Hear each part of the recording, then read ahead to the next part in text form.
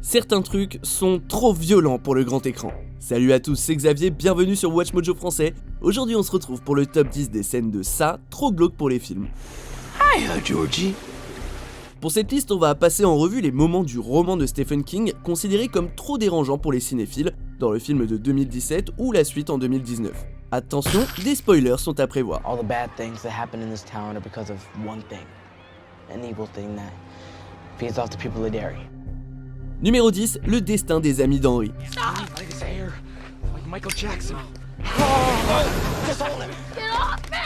Dans le film de 2017, Henry Bowers traque seul les ratés dans une rue après avoir subi une dépression nerveuse et assassiné ses amis et son père. Dans le livre, Henry et ses deux potes les plus proches, Reginald Huggins et Victor Chris, alias Betch et Vic, suivent les ratés dans les égouts, ne réalisant pas le danger qui les attend. Vic est décapité par Ça, qui apparaît sous la forme du monstre de Frankenstein. Quand Ça passe à Henry, Belch défend son ami et se fait à moitié arracher la tête tandis que Henry s'enfuit. Ce n'est qu'à ce moment-là que Henry perd totalement pied. Il se perd dans les égouts pendant des jours et à sa sortie il est arrêté pour meurtre. Ils ont beau être violents, ça reste des enfants qui se font sauvagement assassiner.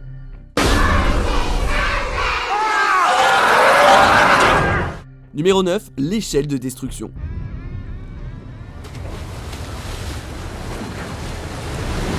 Après avoir enfin vaincu Gripsou, les ratés doivent s'échapper dans les égouts tandis qu'une énorme tempête éclate. Il a tellement baigné dans les rues de ce bled que Ça est devenu en quelque sorte le cœur de Derry, indissociable de la ville. Du coup, quand Ça est mort, la ville l'a suivi dans un sens, comme le démontre l'énorme portion du patelin qui s'est effondré dans les égouts.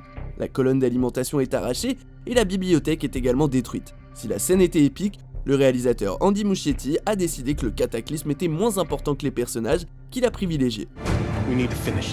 Numéro 8, le lépreux d'Eddie. Dans le premier opus de Ça, Gripsou se montre à chaque raté en les tourmentant un par un pour bien faire grimper leur peur. Le germaphobe Eddie Casbrack est attaqué par un lépreux en décomposition après avoir fait tomber ses médicaments. Mais dans le livre, le monstre le provoque avec des actes sexuels. You did this. You know how delicate he is. Eddie est le membre des ratés le plus couvé et émotionnellement immature et a une mère nerveuse et dominante. Son mariage avec une femme qui ressemble à sa daronne montre bien ce problème. D'ailleurs, dans le chapitre 2, il s'agit de la même actrice. Mais dans le livre, ses peurs sont mélangées dans la tête d'Eddie sous la forme perturbante du lépreux. I had to protect you. Protect me? By lying to me, by keeping me locked inside this hellhole? Numéro 7, la maltraitance d'Henry. Look at him now, boys. Dans le livre, la violente pathologie d'Henry va encore plus loin que dans les films. Butch Bowers, son père, est un vétéran mentalement dérangé dont la maltraitance verbale et physique est à la fois une phobie et une dépendance malsaine puisqu'il y est habitué. Comme tous les enfants, il cherche l'approbation de son papa et tente de suivre ses traces en étant entre autres raciste et violent. Et comme son père a autrefois empoisonné le bétail du père de Mike Hanlon, Henry empoisonne le chien de Mike. Le racisme et la passation de la violence, plus la maladie mentale montrée via la maltraitance, sont effleurés dans le film, mais pas aussi profondément que les facteurs qui mènent à la lente érosion de la santé mentale de Henry. Numéro 6, le gang Bradley et les meurtres du Silver Dollar.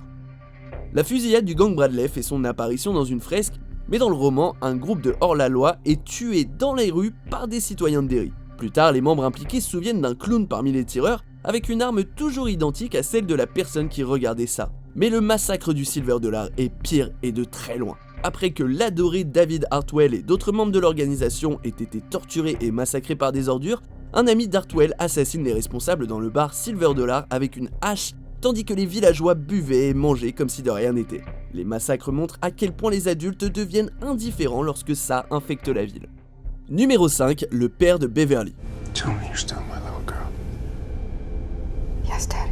Si beaucoup d'adultes dans Derry semblent être en lice pour le prix du pire parent du monde, Alvin Marsh est sans problème sur le podium.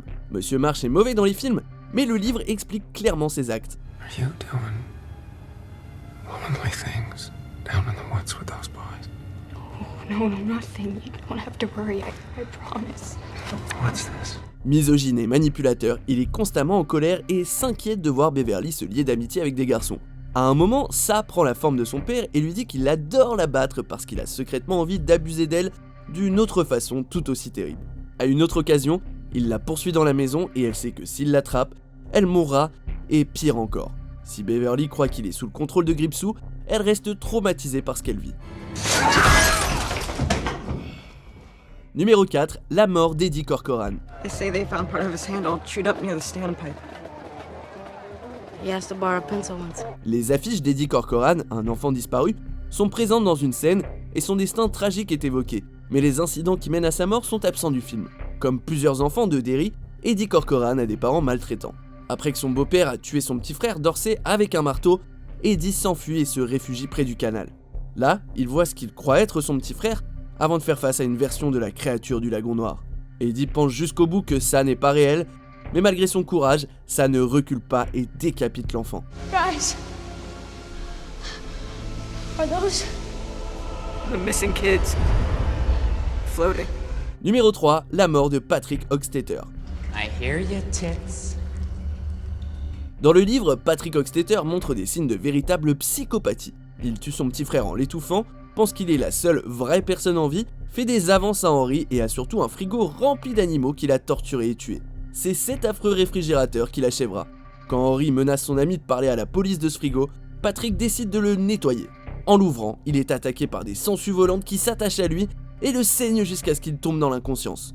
Il se réveille plus tard, alors que ça est en train de le dévorer. Sa mort est effrayante dans le film, mais pas à ce point.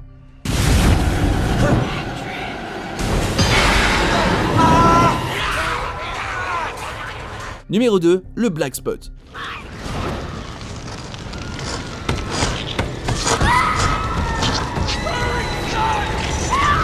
Dans sa chapitre 2, Mike se souvient d'un incendie domestique qui a tué ses parents.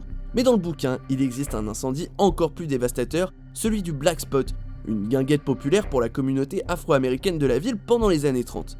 Il a été brûlé par les suprémacistes blancs du livre alors qu'il était rempli.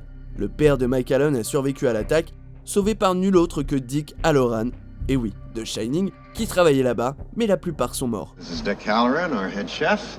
Mr. Halloran, I'm Jack. La description du feu et des gens qui meurent en tentant d'échapper au brasier est violente, et le moment montre aussi à quel point ça est un monstre pour tout le monde, même les adultes. Ça représente les horreurs de notre société.